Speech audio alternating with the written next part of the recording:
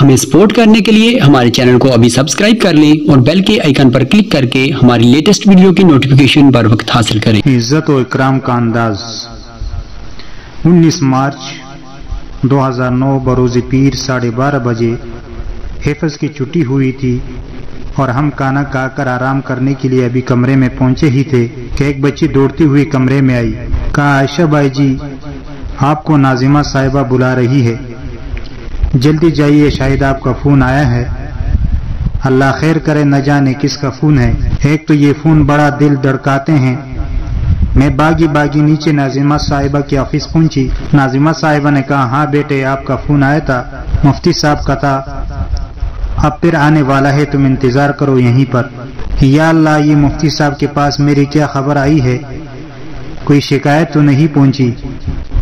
اے مالک میری عزت تیرے ہاتھ میں، الہی مفتی صاحب کے سامنے میری عزت رکھنا، یا اللہ مجھے معاف کر دے۔ اور میں ہاتھ جوڑے اللہ تعالیٰ سے مفتی صاحب کے آگے اپنی عزت مانگ رہی ہوں کہ فون کی گھنٹی بجی، ایک دم سے میں اپنے خیالوں سے اچھلی۔ ناظمہ صاحبہ نے کہا عائشہ کیا ہوا تمہیں، کیوں رو رہی ہو؟ یہ لو فون ہے تمہارا۔ میں نے کہا السلام علیکم۔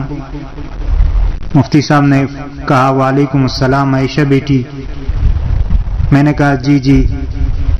مفتی صاحب نے کہا بیٹا مبارک ہو، بہت بہت، تمہاری کل کی بات چیت نے دل خوش کر دیا، جیتی رہو بیٹی جیتی رہو۔ میں تو کیا پورے مدرسے کے اساتذہ آپ کو مبارکباد دے رہے ہیں، کل ان سب کی طبیعت صاف کر دیا آپ نے بیٹا، اب تک پورے مدرسے کی بچیوں میں سے کوئی بھی اتنی استقامت سے نہیں بول پائی ہے، اللہ تعالیٰ کا خاص کرم ہے آپ پر۔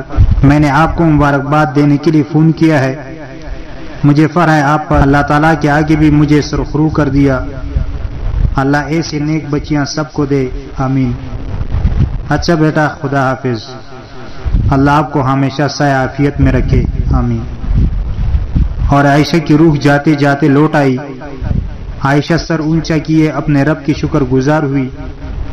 تخصص کے ایک دوست قریب ہی بیٹھی ہوئی تھی، کہنے لگی جو رقیہ باجی تھی، اگر صرف اوپر دیکھنے پر ہی تمہیں خدا مل رہا ہے تو ٹکتی رہو، اگر دل میں بھی خدا کو موجود پا رہی ہو تو چلو سجدہ شکر ادا کرو۔ میں نے کہا اللہ ایک تو تمہاری یہ دانائی کی منطقیں بڑی راہ دکھاتی ہے، میرے مالک تیرے اکرام کا یہ اندازہ بھی بایا، ایک بزرگ مفتی صاحب کی زبان مبارک سے میری استقامت کی خوشخبری، کہاں میں اور کہاں یہ مقام، اللہ اللہ کہاں مفتی صاحب اور کہاں میری ذات، اللہ اللہ کہاں وہ مدرسے میں آنے کا پہلے دن اور کہاں آج، اللہ اللہ یہ تیرے کرم کے انداز ہے، یہ میرے وطیرہ کی بات نہیں۔ میرے پروردگار یہ جولیاں بر بر کر عزت و اکرام دینے والے بے شک تیری ہی ذات ہو سکتی ہے، اور بس جس کا رب اس کا سب۔ تو نے سچ ہی کہا ہے، خلوص دل سے مجھے یاد کرنے والے کو میں فرشتوں کے ذریعے نیک لوگوں سے یاد کراتا ہوں۔ میرے مولا تیرا وعدہ پورا ہوا، عائشہ ہی کم عقل 2 سیکنڈ گنوا دیے اس نے، خلوص دل کے سجدے رائگاہ جایا نہیں کرتے، غم سے گھبرایا نہیں کرتے۔ عدالت جانے کی تیاری 9 اپریل 2009 آج عدالت میں ہماری آخری پیشی ہے، دوپہر 12 بجے ہمیں وہاں پہنچنا ہے۔ صبح سے دل بےقرار، ہاتھ پاؤں میں جان نہیں ہے، انجانہ خوف اور ممکنہ جدائی سے لرزہ ہے۔ ایسا معلوم ہو رہا ہے کہ جیسے اب ہم والدین بھائی بہنوں سے جدا ہونے جا رہے ہیں، بہت ہی دل پریشان، سارے مدرسے کی طالبات اوراد و وظائف میں مشغول، ہم پر بھی پڑھ کر دم کر رہی ہے، پانی پلا رہی ہے، ایسی محبت کے تو ہم ترسے ہوئے تھے، پھر بھی ایک انجانی جدائی کا احساس معلوم ہوتا کہ کوئی دل کو مسل رہا ہے۔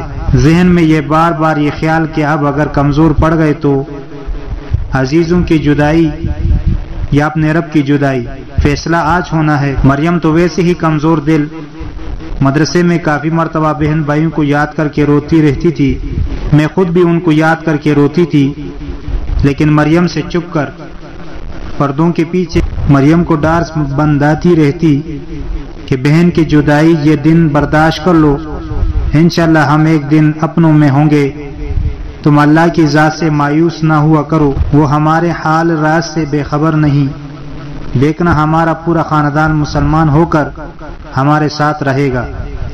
یہ کام انشاءاللہ تعالی ہماری زندگی ہی میں اللہ رب العزت فرمائیں گے۔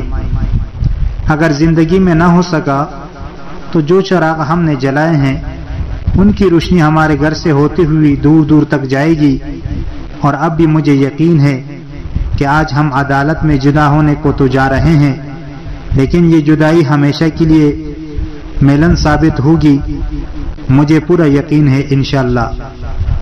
مایوس نہ ہو رحمت پروردگار سے، وہ بے خبر نہیں تیرے حال راز سے۔